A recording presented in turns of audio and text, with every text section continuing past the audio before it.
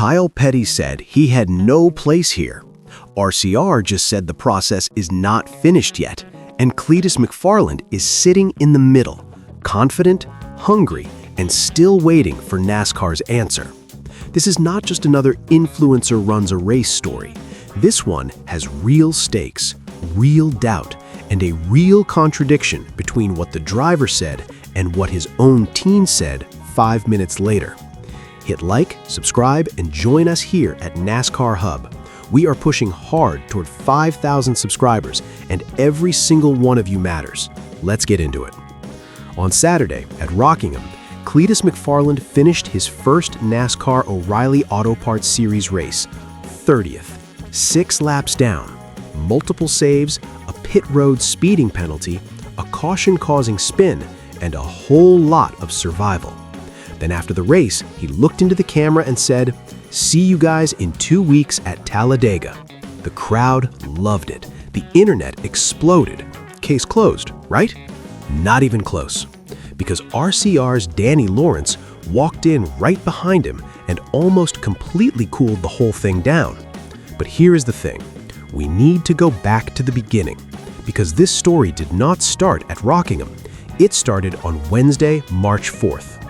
That is when Childress Racing officially announced that Garrett Mitchell, better known as Cletus McFarland, would make his NASCAR O'Reilly debut with RCR at Rockingham, the number 33, a Palamis Express Chevrolet. RCR leaned into both sides. They talked about his 4.6 million YouTube subscribers. They pointed to his top 10 ARCA runs at Talladega and Charlotte in 2025, and they framed Rockingham as his next real step in stock car racing.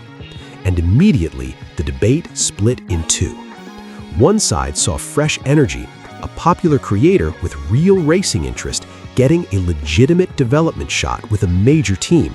The other side saw a shortcut, fame moving faster than experience. That tension matters here, because it explains why Rockingham was always going to be judged harder than a normal debut.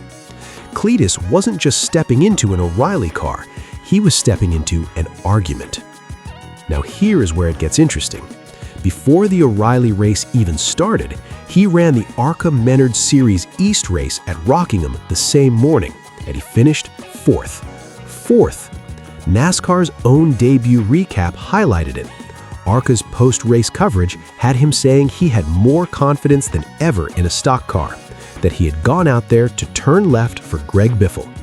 That run didn't erase all the doubt, but it absolutely changed the emotional tone of the whole weekend. If he had been a mess in that first race, the O'Reilly debut would have felt like a disaster waiting to happen. Instead, Rockingham suddenly looked like a day where maybe, just maybe, he could survive, learn something, and avoid making the wrong kind of headlines. And that became everything. Dale Earnhardt Jr.'s advice set the tone before the green flag dropped. He told Cletus, "Stay out of the news, no hero moves, just run laps and learn." Simple, but exactly right. The objective was never raw speed, it was discipline, awareness, finishing the day with something to build on. And once the race started, it became obvious why that advice was necessary. Lap 4. Cletus put himself in a 3-wide situation entering turn 1, got the number 33 sideways, and somehow made a remarkable save. Spectacular in one sense, but also showing the problem immediately. Excitement and ambition were still outrunning judgment. That one sequence previewed the whole afternoon. Later in stage 1, Blake Lothian spun ahead of him. Cletus missed him by inches, diving to the apron at the last second. NASCAR's own recap used that word, inches. If he clips that car, the whole day becomes exactly what the critics feared. Instead, he escaped, and slowly, survival became the central theme. But here is where the whole thing flips. Lap 206, the number 33 broke loose in turn 3, slid to the bottom, then spun back up into traffic and brought out the 7th caution. On top of that, pit road speeding penalties, numerous half spins throughout. Let that sink in for a second. This was not some secretly smooth performance. It was genuinely messy. Motorsport documented all of it. But here is the part that changed everything. He finished. 244 laps, 30th place, car in one piece, no wrecked regulars. That was the one outcome veteran observers kept coming back to. Not pace, not position, not highlights, just the fact that he got to the end of one of the hardest development races he could have taken on. After the race, Cletus sounded like Talladega was basically locked in. Motorsport quoted him saying, "So all in all, I made a ton of mistakes and I learned a lot. I hope to stay more out of the news than I did, but I have a lot to learn. And you know, all this internet talk, it got me thinking maybe I shouldn't come back." Pause. Did you catch that?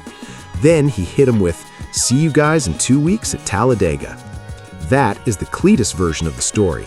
Hard day, learned a lot, now bring on the next one. The only problem? Danny Lawrence came in right behind him and almost completely cooled that excitement down. Lawrence's first comment actually sounded encouraging. He said, "Well, it's a big step. This is a hard racetrack, and he did really good a couple of times where he could have spun the car out in front of everybody and didn't. I think if we were to go green tomorrow, he would be way better. He learned a lot in a short amount of time." That is support, but it is cautious support. And then came the line. Lawrence added, "Well, they'll look at everything. They might ask us to run another race because the thing about it is we didn't get to do a live pit stop. There were a lot of things they wanted to see happen that didn't happen. When he got sideways early, we automatically went into this conservation mode of just keep rolling and don't push it too hard. So it's going to be close, but I would not be surprised if NASCAR didn't want us to run another race before we got to Daytona and Talladega." And that is exactly what happened here. The team's own words telling you the exam is probably not over yet. Lawrence did not say he is not ready, but he said NASCAR may want another race. He said there were boxes left unchecked. He said they went into conservation mode after the early scare. That is not what a team says when the approval process is done. Now here is where it gets interesting. The garage reaction was actually pretty positive, just not blindly positive. Dillon told Cletus after the race, "You did good.